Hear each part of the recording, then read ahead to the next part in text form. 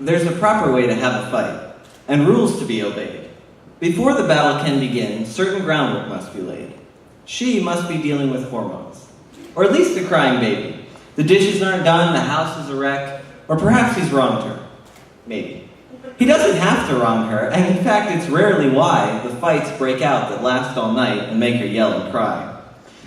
It's usually not the wrong thing he's done, more often the right thing he didn't. And whether the argument lasts through the night depends most on if he'll admit it. And he won't. Though it's rightful, he's too stubborn and prideful. But do not distress, for his stubbornness is all that's needed to exist. The glorious fights that burn up the nights, and you wonder if they'll ever get fixed. It will start with a look of disdain on her face. It's an easily recognized glare. It's a mixture of anger and pain in her face, and he always knows right when it's there. Then next comes the question, if ask it he dares. "What's the matter?" he says in response to her glares. And now the argument's prepped and it launches, but it starts with a fork in the road. The fork is the two most common responses she'll give in return for his probe. The first one is nothing. Oh, the ironic notion, and it's said with no flair in her voice. It's entirely bland and devoid of emotion, so used with deliberate choice. How can it be nothing? Why the look? Why the glare? No, when nothing is said, there's a lot hidden there. Door number 2 is the polar opposite. It's a biting and sarcastic show. A display of emotions when he asks, "What's the matter?" is loosed in the phrase, "Oh, you know!"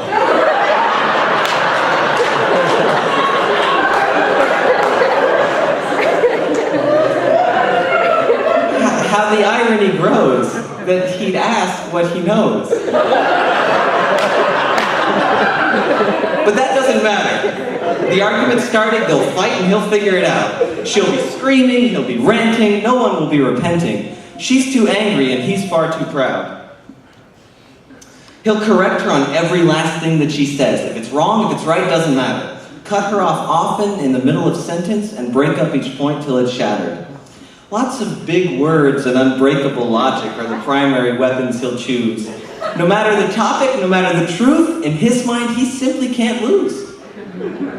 Her mind is gone. She's lost it, she's yelling, she stomps out of the room and comes back. She's pointing her finger, her anger is swelling. His demeanor and words make it stack. The war is now raging. The scuttle's a fight. She thinks he's so wrong and he thinks he's so right. And this can go on all night if it must. The morning, the daytime, whatever the hour. The beef causing grief and the struggle for power. It has to be crushed, and they must restore trust. Then it happens. Humility finally sets in. One of the enemies finally gives in. Most often it's her, but sometimes it's him. The arrogance prided, the anger resided, the feelings collided. They're finally subsided. The clashing emotions and sins have been righted. They realize how much they love one another. He cherishes his sister. She cares for her brother. They're just stupid and sometimes they mess with each other. But even in all this, their love is displayed.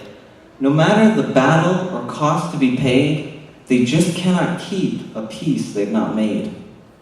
Thank you guys.